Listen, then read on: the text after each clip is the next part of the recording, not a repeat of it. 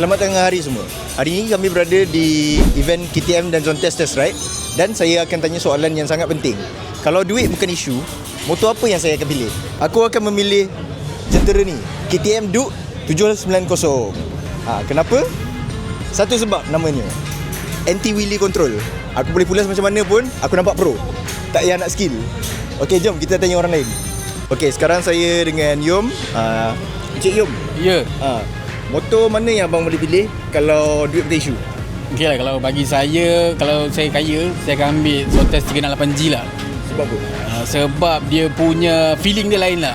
Bagi saya minat G lagi lah sebab dia punya looks tu. Nampak lagi gah lah. Gah lah. Nama pun Yom San. Okey, sekarang saya dengan Encik Adib.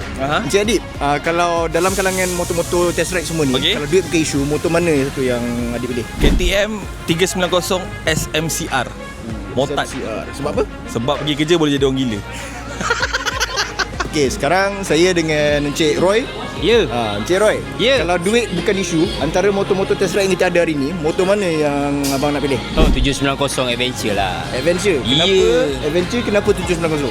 790 sebab dia tak sama dengan model Duke yang 790. Sebab yang Adventure ni dia punya perform, respon lebih lagi padu daripada yang model 790 yang Duke. Lagi padu, memang padu. Off-road on the road pun boleh, tak ada masalah. Gear 3 tegak bro. Gear 3 tegak. Okey, sekarang saya dengan Abang Hakim. Abang Hakim, antara motor-motor test ride yang kita ada hari ni, kalau duit bukan isu, motor mana yang pilih? Kalau aku dah tua kan, 368G kan. 368G. Sebab apa? Dia easy rider, lepas tu pick up dia padu lah. Pick up padu, easy rider. Okey, sekarang saya dengan Encik Ami. Encik Ami, saya bercakap. dalam kalangan motor-motor test ride yang kita ada hari ni, kalau duit bukan isu, motor mana satu yang Ami pilih? Okey, untuk test ride hari ni kalau tu duit bukan isu lah. Saya pilih Adventure 790. 790. Yes. Kenapa 790? Kenapa Adventure bukan Duke?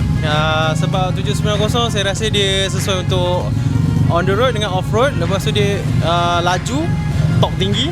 Saya suka benda tu. Laju tak tinggi. Off-road memang minat off-road lah. Nak pergi masuk hutan semua. Tak, saya memang minat on the road saja. Saya tak minat off road. Kita pilih motor off-road.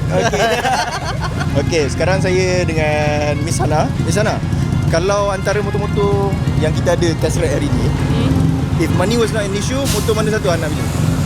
KTM Duke 250. 250. Sebab? Sebab dia ringan, senang bawa. Ringan, senang bawa. Perempuan. Saya dengan bersama Encik Amirul.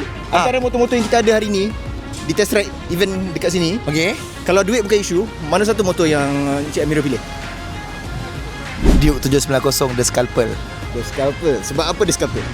Dia kena dengan jiwa, lepas tu dia liar lah motor tu. Bukan untuk rider biasa. Itulah sebabnya. Okey, saya bersama Encik Ihsan. Encik Ihsan, dalam event, antara motor-motor event yang kita ada hari ni, kalau duit bukan isu, mana satu motor yang dipilih? Kalau bagi saya akan pilih Zontes lah. Zontes mana tu? Yang paling kecil tu sebab saya bersaiz kecil. Saya akan pilih yang kecil lah. Zontes 368D. Ya. Sebab kecil, power ada. Power ada.